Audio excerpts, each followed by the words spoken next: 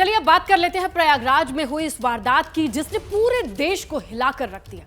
2 दिन पहले प्रयागराज में एक लड़के ने एक बस कंडक्टर का सिर कलम करने की कोशिश की और देखिए कंडक्टर की गर्दन पर एक के बाद एक कई वार किए, जिसके बाद सवाल उठे कि क्या ये राजस्थान के उदयपुर में हुए कन्हैया लाल कांड की तरह कोई वारदात को अंजाम देने की कोशिश की गई थी।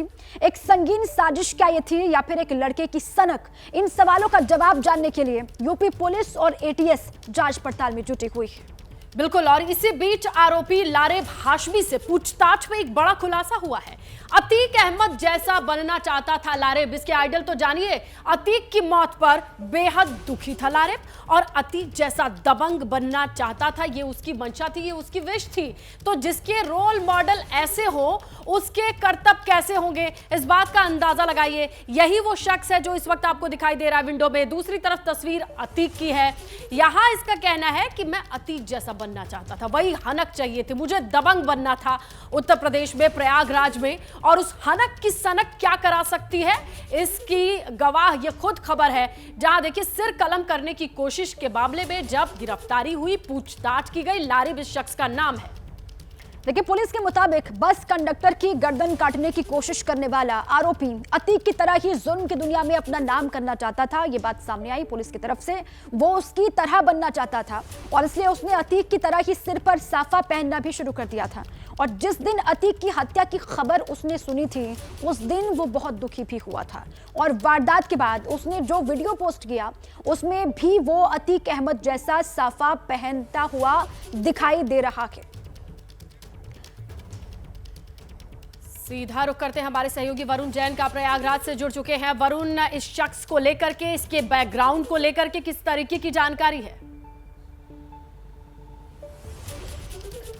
देखिए बिल्कुल जिस तरीके से जांच आगे बढ़ रही है, मामला बेहद संदिग्ध हो रहा है। एटीएस भी जांच कर रही है। आप देखिए किस तरीके से जो चापड़ है उसका इस्तेमाल इस वारदात में किया गया था।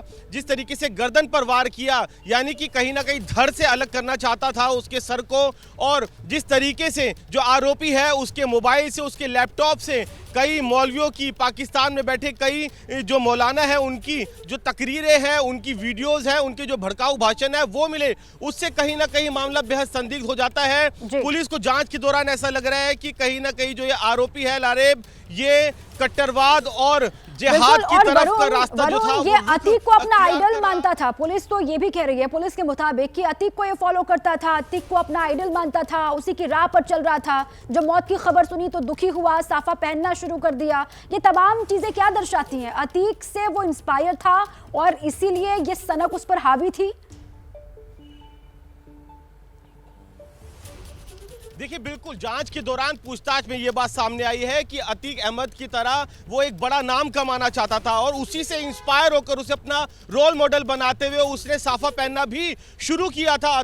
ये भी उसने पूछताछ के दौरान बताया कि जब उसे अतीक की मौत की खबर मिली थी वो बहुत ज़्यादा दुखी हो गया था। तो आप देखिए किस तरह के उसके रोल मॉडल थे, किस तरीके से वो मौलवियों की, जो पाकिस्तान में बैठे मौलवी, उनकी तकरीरों को सुना करता था, उन्हें फॉलो किया करता था। किस तरीके से उसने गले पर हमला किया कि धड़ से सर को अलग करने की कोशिश की। ये सब वो जो चीजें सामने निकल कर आ रही है वो इस मामले को बेहद संदिग्ध बना देता है और यही वजह है कि एटीएस भी इस पूरे मामले की पड़ताल में जुड़ गई है। मोइन भाई हमारे साथ मौजूद है, शुरू से इसको कवर कर रहे थे। मोइन भाई की मामला सीधा साधा नहीं है, ये एक पैसों के लेन देन का झगड़ा नहीं लग रहा। पुलिस को कहीं ना कहीं शुरुआती जांच में, देखिए अब तक जो जांच हुई है, चाहे यूपी पुलिस ने जांच की हो, चाहे यूपी एटीएस ने जांच की हो, उसमें यह साफ हो गया है कि कोई सामान्य व्यक्ति इस तरीके की वारदात को अंजाम नहीं दे सकता है। क्योंकि उसने जब चापड़ से हमला किया उस वक्त बस के अंदर उसने जिहादी नारे लगाए थे। वारदात को अंजाम देने के बाद जब वो बस से नीचे कूदा, उसने 1.5 मिनट का वीडियो बनाया, उसमें भी लगातार वो लब्बैक कर रहा था, जिहादी नारे लगा रहा था।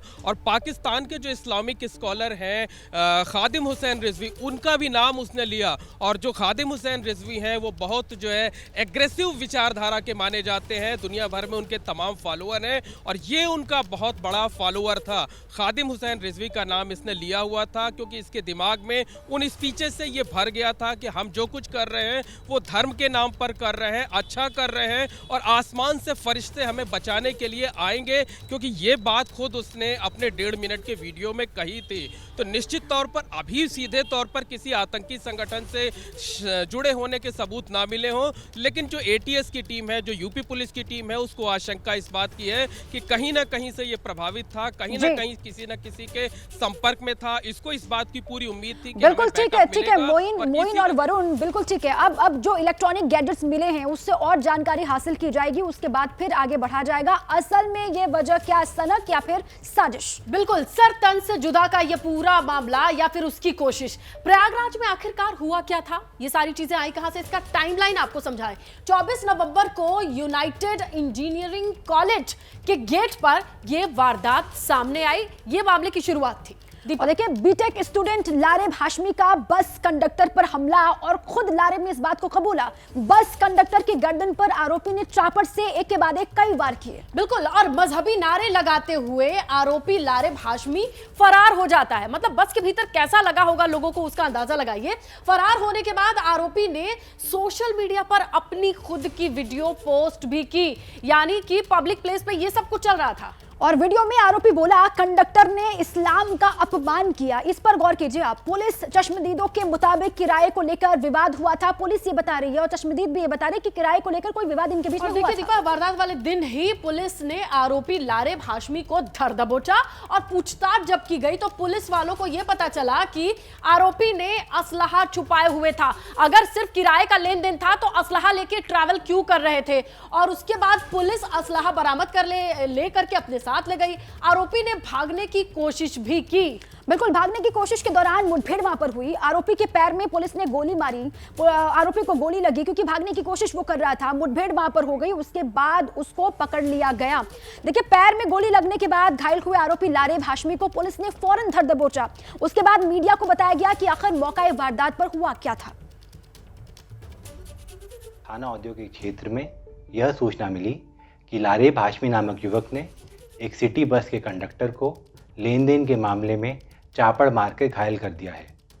पुलिस टीम तुरंत घटनास्थल पहुंची, चोटिल को तुरंत अस्पताल ले जाया गया और सुसंगत धाराओं में थाना औद्योगिक क्षेत्र में मुकदमा पंजीकृत किया गया। अभियुक्त को गिरफ्तार करके उसे पूछताछ की गई। जब पुलिस टीम द्वारा चापड़ की बरामदगी के लिए ले जाया गया अभियुक्त को, तब पहले से छुपे असले के द्वारा अभियुक्त ने पुलिस पे फायरिंग करी। पुलिस की आत्मसंरक्षण फायरिंग के दौरान अभियुक्त चोटिल हुआ, जिसे तुरंत अस्पताल ले जाया गया। एक राजपत्रित अधिकारी के नेतृत्व में विस्तृत पूछताछ के लिए टीम गठित की गई है। अग्रिम विधिक कार्रवाई प्रचलित है। इसी बीच ताजा अपडेट यह है कि बस कंडक्टर पर हमले के आरोपी लारेब हाशमी को 14 दिन की न्यायिक हिरासत मिल गई, मंजूर कर ली गई है। घायल होने के कारण अभी जेल नहीं भेजा गया है, लेकिन जैसे ही हालत में सुधार होगी पुलिस रिमांड मांग सकती है। ये इस वक्त की ताजा रिपोर्ट है। चलिए हम सीधा रुख कर लेते हैं ग्राउंड का। हमारे सहयोगी जुड़े हुए हैं वरुण, और वरुण के साथ मोइन। जरा ये बताइए कि पुलिस की तरफ से जो एक्शन लिया गया है उसकी डिटेल्स क्या है वरुण? देखिए, बिल्कुल 14 दिन की न्यायिक हिरासत पर जरूर भेज दिया है, क्योंकि वो एक प्रोसीजर है, उस प्रोसीजर के तहत भेजा है। पुलिस सूत्रों ने इस बात को कंफर्म किया है कि वो जल्द ही, जैसे ही जो आरोपी है उसकी स्थिति सुधरेगी, उसको रिमांड पर लेगी। रिमांड पर लेना बेहद ज़रूरी हो जाता है।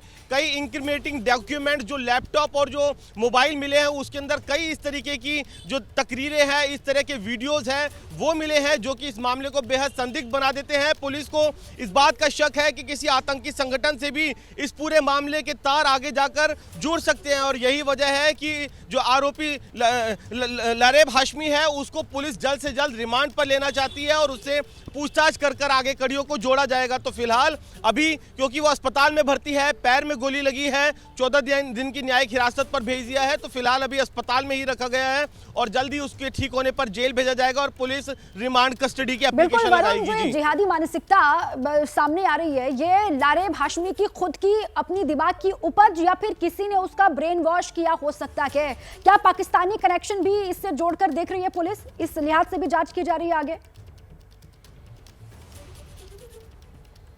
देखिए बिल्कुल, क्या वो सेल्फ रेडिकलाइज था या फिर किसी आतंकी संगठन से जुड़ा हुआ था, किस तरह का जो सपोर्टिंग सिस्टम था वो उसके साथ था, इन्हीं चीज़ों को पुलिस को कंफर्म करना है और पता लगाना है। मोइन से भी पूछते हैं, मोइन पुलिस की आगे इन्वेस्टिगेशन अब किस तरीके से बढ़ेगी? देखिए उसको पैर में गोली लगी हुई है, जिस वक्त रिकवरी के वेपन्स रिकवरी के लिए ले जाया जा रहा था उसने पुलिस टीम पर हमले की कोशिश की थी, तो लिहाजा उसे अस्पताल में भर्ती कराया गया है। लेकिन जैसा आप कह रहे थे कि इस मामले में भी तमाम ऐसी चीज़ें हैं जिनके सवाल सामने आना ज़रूरी है और उन सारे सवालों का जवाब लारेब हाशमी से ही मिल सकता है। तो जैसे उसकी तबीयत में सुधार होगा निश्चित तौर पर पुलिस उसकी कस्टडी रिमांड मांगेगी। बिल्कुल, और उसके एक बाद ही हफ्ते से चीजें लेकर 10 दिनों की साफ हो कस्टडी। पाएंगी, उसके बाद भी साफ हो पाएंगी या नहीं ये भी कहना मुश्किल इसलिए हो जाता है क्योंकि ऐसी ट्रेनिंग के बाद अपनी बातों को ना कहने के लिए प्रॉपरली ट्रेंड होते हैं। अब ये देखना बाकी रहेगा। बिल्कुल, इसी के साथ ही वक्त एक छोटे से ब्रेक का है। ब्रेक के बाद आपको लारेब हाशमी के पाकिस्तानी कनेक्शन के बारे में बताएंगे। आप रहे हमारे साथ। जैसे ही घड़ी का काटा दोपहर 2:30 पे आए, बबीता जी का दिल सास बहू साजिश के लिए मचल जाए। और ये है इनकी बहू, पूरे दिन ऑफिस की टेंशन हो जाए गॉन जब ये करें अपना फेवरेट शो फ्री टाइम पे ऑन। इनकी तरह आप भी देखिए अपना फेवरेट शो अपने टाइम पर और डाउनलोड कीजिए एबीपी लाइव ऐप अपने स्मार्ट टीवी पर।